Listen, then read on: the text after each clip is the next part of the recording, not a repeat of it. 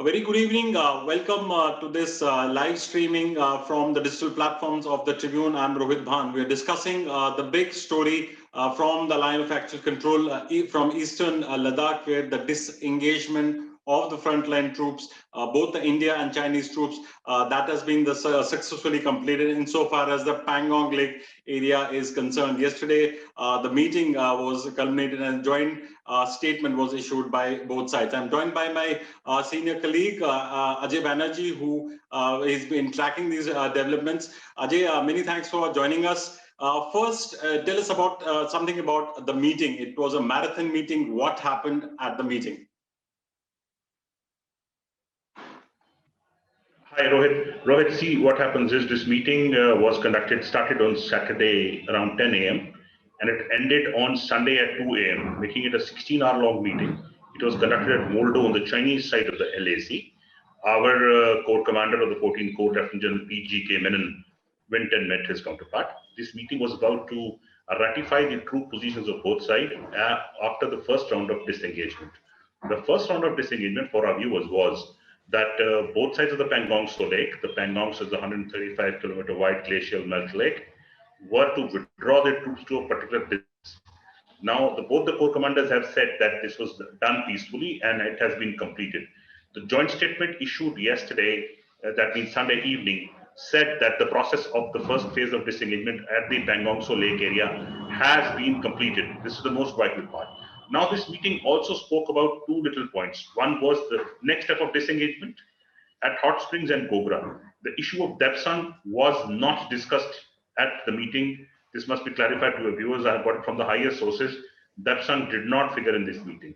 Gogra and Hot Springs were the two flashpoints that were discussed. Gogra and Hot Springs are west of the Pangong Tso Lake and are in a different valley.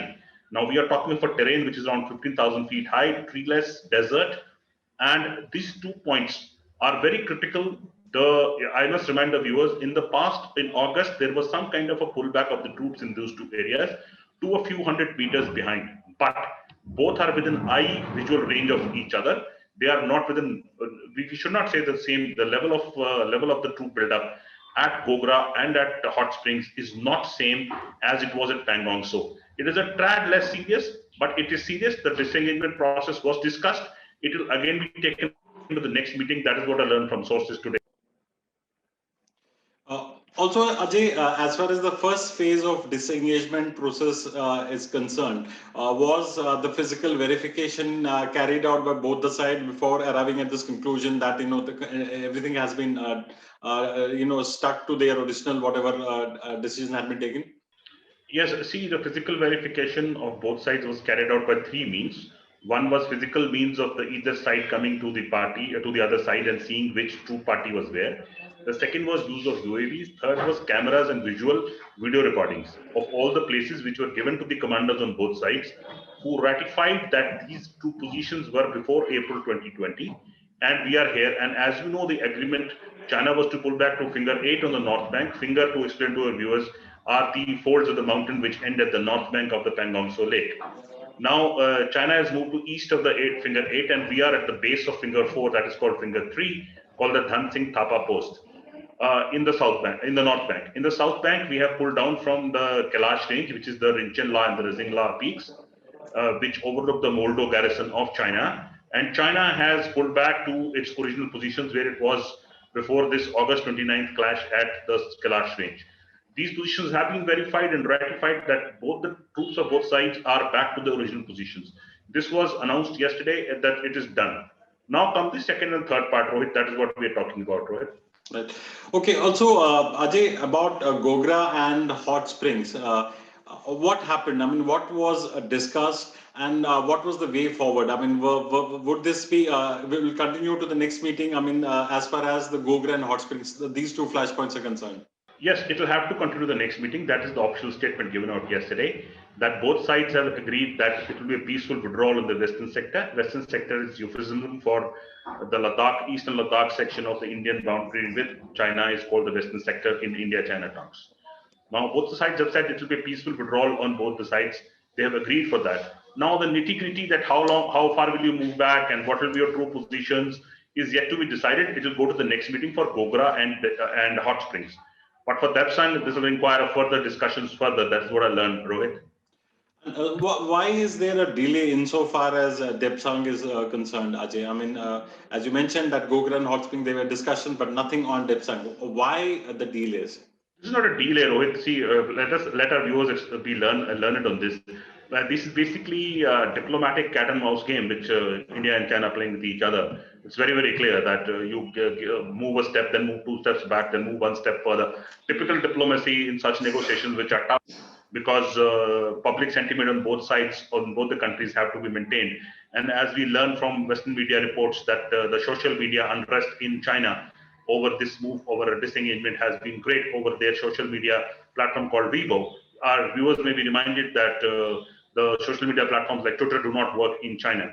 So on Weibo, there has been great discussion going on in China about why has China pulled back, without probably their people were not fully aware of the developments. And on both sides, the public perception has to be managed.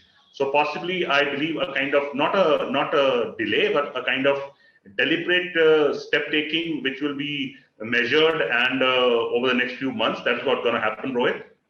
Also, the joint statement which was issued yesterday, it seems that both the sides were quite satisfied with the way things have progressed so far. On the ground, is it the status? I mean, are both sides really happy with the kind of negotiations that have been happening? Rohit, see, militaries are never satisfied with negotiations. We all know that. It is very clear that the direction come from top, probably from Mr. Modi and Xi Jinping, that this military standoff has to end. There is some kind of a back channel going on. Probably Dr. S. Jaishankar is doing this with Wang Yi, or probably some kind of a back channel is going on between the NSAs. Something is going on which probably not in public domain, because militaries do not want to concede an inch because they know which territory to hold, which is important in further build-up. So they are following directions from the top, and the next commanders meeting will be, I believe, fruitful in terms of Gogra and Hot Springs. Rohit. Also, has the dates been finalized for the next commanders meeting, or that's still being worked out? Not yet, Rohit, but I must tell the process of such a date finalization. See, both sides, they have a hotline between Chushul and Moldo. Chushul is on our side, Moldo is on their side. The local commanders speak on the hotline, ask for the dates, and both the commanders then agree to a common mutual date. This time China hosted the meeting, probably next time we'll be hosting the meeting. It is on reciprocal basis. Probably our meeting will be in Chushul, and we will be talking about the same subject. And the date is not yet final. The date will come very soon. Probably it will be done in the next week or 10 days, because at the moment, both the sides have definitely informed their military headquarters and also the foreign affairs ministries and also the Prime Minister's office in India and also Xi Jinping's office in China, that what has happened yesterday on Saturday night at Moldo, and what is the next step forward. And that those steps will be taken into consideration before the next date of the meeting is fixed, Rohit. Okay, also, Ajay, I mean, the duration of these meetings seems quite interesting. I mean, goes on to late in the night, 14 hours, 16 hours. I mean, take us through the process. I mean, what happens? It takes so much of a negotiation between the two sides. They keep on talking for 16 hours. What do they talk? See, Rohit, I believe that both the sides, whenever they host a meeting, are very good hosts, literally, for the other party. First of all, it takes half the time is lost in translation because their commanders are not well versed in English. So it has to be translated in Chinese and back into English and back and forth. Though one of our, I know for personal reasons that one of the people who is one of the key negotiators on our side speaks Mandarin, but that is in the background because he knows what is being spoken about and he is easy to communicate. There are a few people who speak Mandarin in the negotiation, who sit with the general.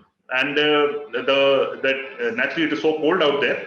The place is centrally heated. I have been to the Trishul meeting point sometime in 2016. It has got facilities which would be as good as a meeting room in Delhi. And it has got visual presentations available. It has got, naturally, food is on offer, very good. All kinds of food, all fare is on offer. Because you're calling somebody for a meeting for 16 hours. There is the room is heated. There is khana. There is tea to be had, coffee to be had. There is a break for coffee. There is a break for lunch. And both the sides then go back to the negotiating rooms and discuss what is to be done next and then come back to the meeting room. This is the kind of process, and translation takes a lot of time, Rohit. That is the biggest point. So 16 hours mean that the meeting actually is just 6 or 8 hours, The rest of the time is lunch and translation. Translation is the big time because it's done back and forth in both sides, Rohit. Well, Ajit, thank you for those interesting details. We'll keep on coming back to you as and when the dates for the next meetings is finalized, and also about the disengagement process along the highly volatile eastern Ladakh sector. Thank you so much for these updates. You can also log on to our website, tribuneindia.com, and also follow us on our other social media platforms like Twitter, Instagram, and Facebook, where we provide you all the updates on these stories. Meanwhile, thanks for watching.